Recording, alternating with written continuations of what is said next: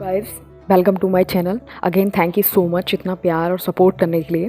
आज की वीडियो में हम एक ऐसी सच्चाई के बारे में जानेंगे जो आपने जीवन में शुरू से ही देखते आ रहे हैं। साधु संतों और बच्चों की मौत के बाद जो उनका शव होता है वो जलाया क्यों नहीं जाता।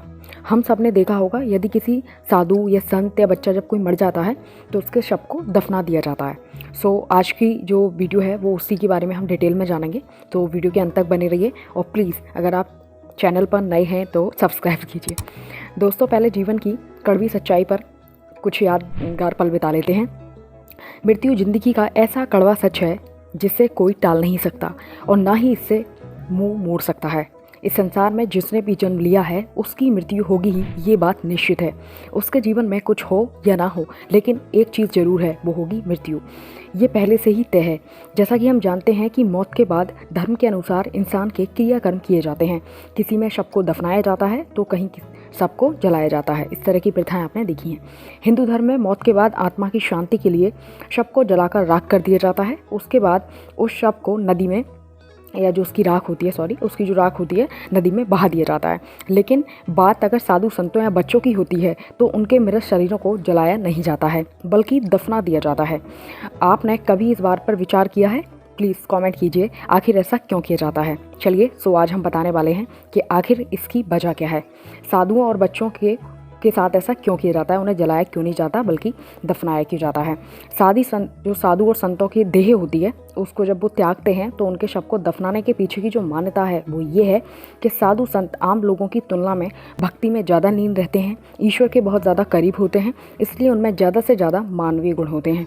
ये हम एक आइडियल साधु की बात कर रहे हैं, दिमाग को कहीं और मत ले जाना। और पहले से ही ये चीज़ आप जानते ही हैं। आम लोगों के शव को क्यों जलाया जाता है, इससे आप जल्दी समझ पाएंगे। पहले इस पर डिस्कस कर लेते हैं, ऐसा क्यों है। साधु संतों के साथ जब किसी आम व्यक्ति की मृत्यु होती है, उसकी आत्मा उसके शरीर को आराम से छोड़ना नहीं चाहती है, क्योंकि वो पूरे जीवन मोह और बुरे कर्मों में फंसी रहती है। इसलिए वो बार बार उस शरीर और घर में आना चाहती है, उसमें आने के लिए छटपटाती रहती है। गाइस, और ज़्यादा क्लैरिटी के लिए आप हमारी वीडियो देख सकते हैं कि आत्मा मरने के बाद कहाँ जाती है, और लिंक आपको डिस्क्रिप्शन में मिल जाएगी। आगे बढ़ते हैं। तो जलाने के पीछे की मान्यता ये है कि जब शव को जलाया जाएगा तो आत्मा शरीर से मुक्त हो जाएगी और अपनी नई जर्नी स्टार्ट करेगी। अब दफनाने वाली बात पर आते हैं कि जो साधु संत और बच्चे होते हैं वो बहुत पवित्र ऊर्जा वाले होते हैं और उनका तन और मन बहुत पवित्र और निर्मल होता है। मीन्स उन्हें ज़्यादा किसी से मोह या आसक्ति नहीं होती। शास्त्रों के अनुसार 5 वर्ष के लड़के और 7 वर्ष की लड़की के शव को नहीं जलाना चाहिए, बल्कि उन्हें भूमि में दफनाया जाना चाहिए। साधु संतों के लिए दूसरी भाषा में समाधि कह सकते हैं। जैसा आपने सुना होगा कि उस साधु ने समाधि ले ली, या उस मंदिर में एक साधु रहते थे उन्होंने समाधि ले ली। आपने कभी ये नहीं सुना होगा कि उसे जला दिया, ये कर दिया, वो कर दिया, क्योंकि वे ध्यान और साधना से उनका शरीर एक विशेष ऊर्जा के घेरे में घिरा होता है। गाइस, हमने अपनी कई वीडियो में इसका जिक्र किया है कि इसे ऑरा कहते हैं। इसलिए उनकी शरीर की नेचुरल एनर्जी को नेचुरली रूप से नेचर में विलीन होने देते हैं। जबकि आम आदमी के शव को जलाया जाता है ताकि कोई मोह न बचे, सारे बंधनों से उसकी जो आत्मा है वो मुक्त हो जाए।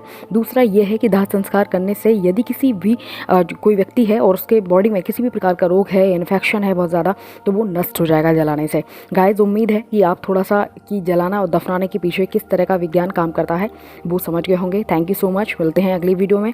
और स्ट्रेस वगैरह है तो मेडिटेशन वगैरह करते रहिए।